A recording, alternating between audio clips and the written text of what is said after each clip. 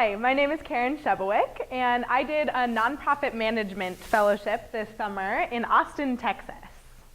So I worked for an organization called Project Transitions. They're an HIV and AIDS transitional housing and hospice program.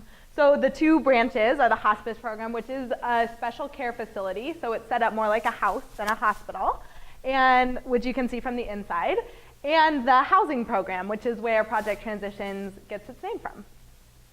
So I worked as the programs and development intern, and that meant a lot of different things, but some of my roles were event planner. I helped with graphic design and event signage and silent auction setup and cleanup and tear down, and I organized the whole silent auction for one of their big fundraisers. I was also a social media manager. I ran the Facebook page, and I was a hospice caregiver once a week. But the biggest part of my summer was training to be a junior case manager, which I can proudly say that by the end of the summer, I was. So that involved a lot of things. The first step was training.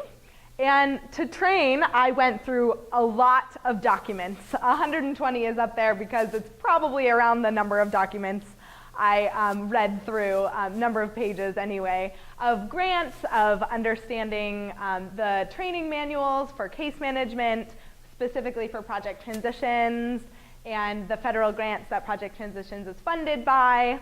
I also helped manage the wait list and learned how to do that, and then helped manage the wait list for the transitional housing program. So to get on the wait list, someone went through intakes. So a client that was new to the program would come in and do about an hour-long interview, and that interview would be to kind of understand a little bit more about the person, about their housing situation, about how the program, or if the program, fit their needs. So if it did, then they would be entered onto the waiting list, which was also about 120 people long.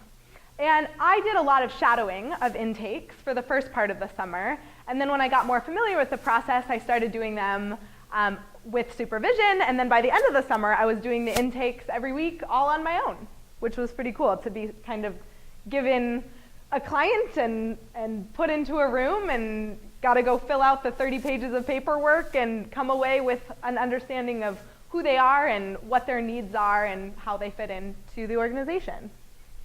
So that was all preparing me to have my own client caseload.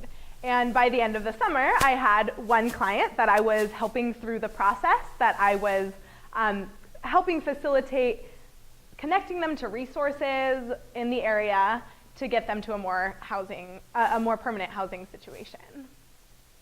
So in terms of hard skills that I can put on my resume, I sort of broke this down into 3 categories. My event planning, which is pretty easy to understand, and the nonprofit skills, I think, are pretty clear there. And more specifically, housing and hospice skills, I think if I ever chose to go into one of those fields, I really have a sense of how the industry works, and a sense of what it means to be in compliance with grants, whether those are federal or private, to really understand what intensive case management is, which is getting out on the road with your clients, not just sitting in an office and going through paperwork, but also going to appointments and helping them make phone calls and things like that.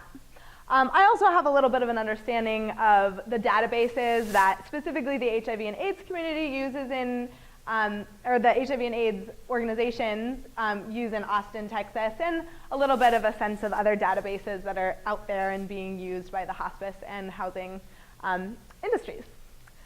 So I did gain a lot of hard skills, but the most important things, I think, to me are the big, broad skills that I'm going to take with me after college. I've never really been a professional before, and all of a sudden I was in this new professional office with this really wonderful office community, and I really came to understand that community is important and that there's no one way to be a professional. I think I came in thinking that everyone did the same kinds of things and there was one style, but I came to understand that whether it's facilitation or just interacting with people in an office, there's no one way to do it, which was a very cool realization for me.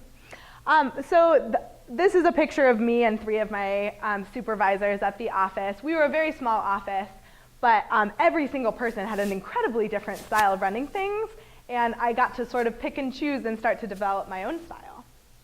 The other big thing that this really helped me with was personal growth.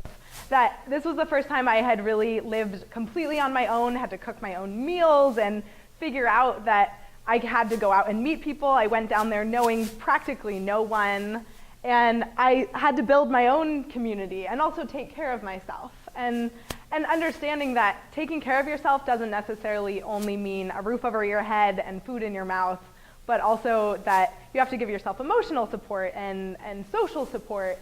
And that was something that I'd always sort of known, but never really put into practice. So this sort of helped assuage my fears for after college, that now when I go to apply for jobs, I don't have to worry about whether or not I can take care of myself, because I can. So many, many thanks to everyone that helped me with this experience. It was really a life-changing one. Thank you.